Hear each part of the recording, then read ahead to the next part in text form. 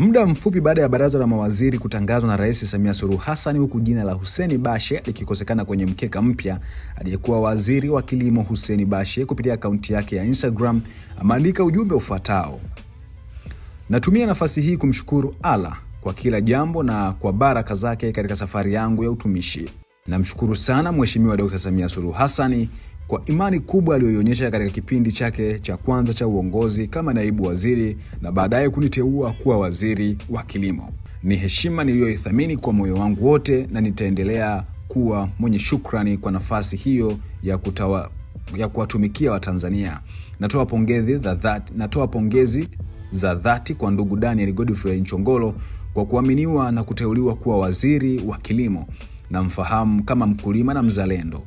Nina uhakika atamsaidia Mheshimiwa Rais kutimiza matarajio ya Watanzania. Vile vile nampongeza ndugu yangu David Silinde kwa kuendelea kuaminiwa kama naibu waziri. Sina mashaka naye, najua atakuwa msaada mkubwa wa waziri kwa waziri wake.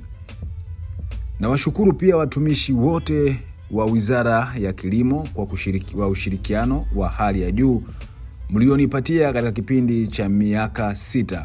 Nawatakia heri na fanaka katika kuendelea kutekeleza majukumu yenu ya kuwatumikia Watanzania. Asanteni sana. Huu ndio ujumbe ambao ameuandika Hussein Bashe ambaye alikuwa ni waziri wa kilimo. Una mtazamo gani hapo chini kwenye comment, mtazamaji wa A Digital? Endelea kubaki na sisi kwenye page zetu zote Instagram, Facebook na YouTube kwa jina moja tu A Digital.